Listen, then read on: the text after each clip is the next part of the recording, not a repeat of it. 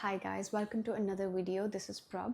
So I've been wanting to talk about this topic for a long time. Now, you would define a sensitive person as someone who is very emotional, may cry very easily, takes things to heart, overthinks a lot, feels other people's emotions, can come across as needy or clingy as well. I did this interview some time ago where the topic was men's mental health, and so a clip got a lot of views where I mentioned how men should be sensitive, how mothers should teach their young boys to be sensitive. And I literally received hateful messages on DMs, and I have a small account. Some men had issues with that, and some of them were really mean. They mentioned that you should stop promoting this kind of misinformation. Being sensitive means being weak, and we don't want our men to be weak. So I bring this up to highlight the importance of understanding the meaning of sensitivity. We've been always taught that being sensitive means you are weak. There are a few things that need better understanding here,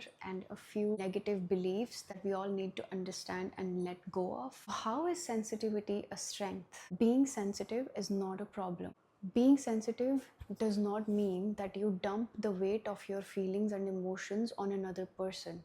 You hold them responsible. Let's say, for example, it happens in relationships. We want our partners to comfort us when we are sad, when we are upset. Understandable, and that should be ideally okay for the other person. But if you are putting the weight of your emotions on another person, expecting them to carry it for you, that expectation is what makes it hard for them, because nobody should be expected to carry your pain for you. Your pain is your responsibility. Your emotions are your responsibility. If something is heavy on your heart, you can share it with someone. You cannot expect them to fix it for you. The other person, however capable they are, they try to show up for you, but you have this whole plan laid out in your mind of how they should comfort you, but the other person may not remotely be capable of that. It's your job to explain this to yourself. This is what makes your sensitivity triggering for other people. It's your unrealistic expectations from other people to carry you through your pain. A man, for example, if he is sensitive, he easily cries, that will only be seen as a weakness if his partner wants to rely on him to still be in his provider role, or whatever role he usually plays. He's suddenly sensitive or emotional due to his personal issues, and then he just stops resuming his responsibilities, and he becomes angry or he becomes over emotional without giving any valid reason. He shuts down, he isolates, and just assumes no responsibility for their well-being just because he is feeling emotional at the time. That is lack of emotional intelligence. Your sensitive nature was never a problem. Only the lack of emotional intelligence and healthy communication is. And that is what most of us need to learn. Nobody taught us how to communicate in a healthy way when you need space. Nobody taught us to express love, even receive love. If you're stuck in victimhood story, then you have to flip the script, because you only see yourself as a victim or as a sad poor person who nobody cares about when you think you're powerless, when you think that you don't have any strength in you. Flipping the script, sensitivity is power, ability to feel things rather than shutting down your emotions and just fleeing. You have to realize that you are not weak for being sensitive. You have to develop the nerve to stand up for yourself and to be absolutely alone if the situation demands it. You have to learn to not be afraid of being alone in life. This is going to be the hardest thing, but it's not something that you cannot achieve. If you are constantly looking for company, if you're constantly looking for people's approval, validation to feel better about yourself so that you can feel at peace, you will constantly stay at the mercy of other people's approval. Because God gave us this heart to feel, to give love, to receive love, not to fight with each other for validation or to put each other down if we are not meeting each other's expectations. That's not what we are here for. Now, if you're stuck in blaming other people for your problems, this is a cycle That will never stop until you become conscious of the fact that you can never control your outer circumstances, you can never control people, you can never teach anything, you can never heal other people. If you're doing any of that, you are taking your own baggage plus theirs, and this is stopping your growth. When you overextend yourself for people, when you people please, when you want to give them the world and they don't even want anything to do with you, is a sign that you are abandoning yourself and they are just mirroring your inner dysfunction. And the sooner you accept this, the sooner you will be able to understand that blaming other people is not going to get you anywhere. You have to start looking at the bigger picture. If you think you are this great saint, someone with a huge heart that you can fit the whole entire world into your heart, and you're just like, oh, it's okay, they hurt me, it's okay, I still love them. Stop it.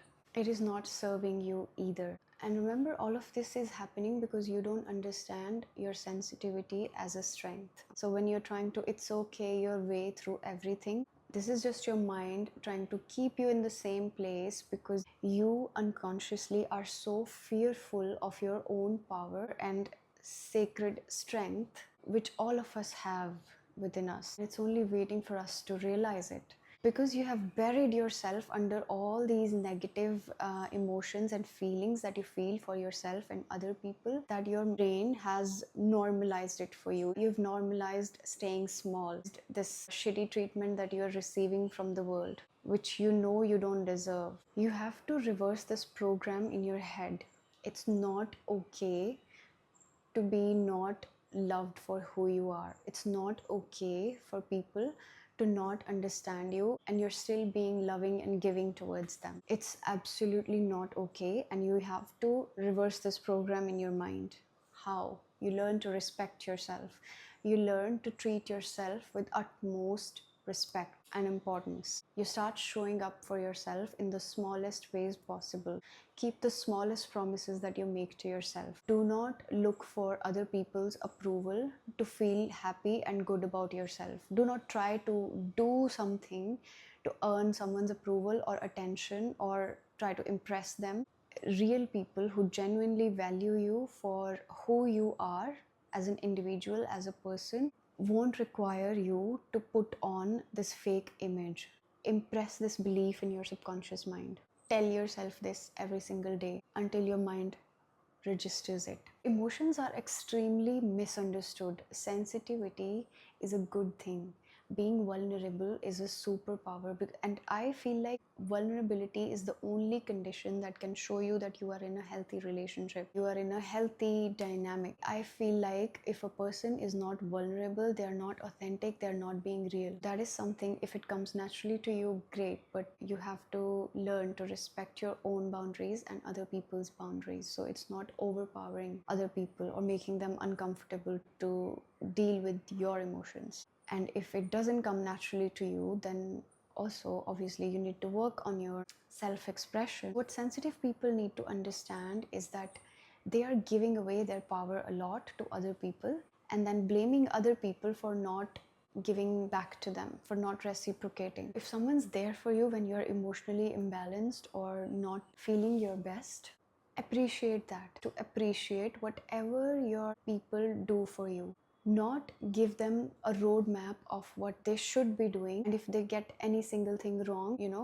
forgetting about everything good that you've built with them. That is toxic. That is when your sensitivity becomes toxic without you even realizing it, and you still keep repeating this chapter of I'm sensitive and nobody loves me. How about you love yourself first? How about you balance your emotions? How about you become emotionally regulated, that you can comfort someone who's emotionally unstable in any moment and receive comfort from someone when you are emotionally unstable without putting the whole burden on the other person or expecting them to be there for you. When you learn to be there for yourself when you're going through emotional upheavals, you actually learn to be there for other people as well. This is about balance. This is about emotional intelligence, about healthy communication. If you have a heart that feels, you're doing something right. Hope this helps.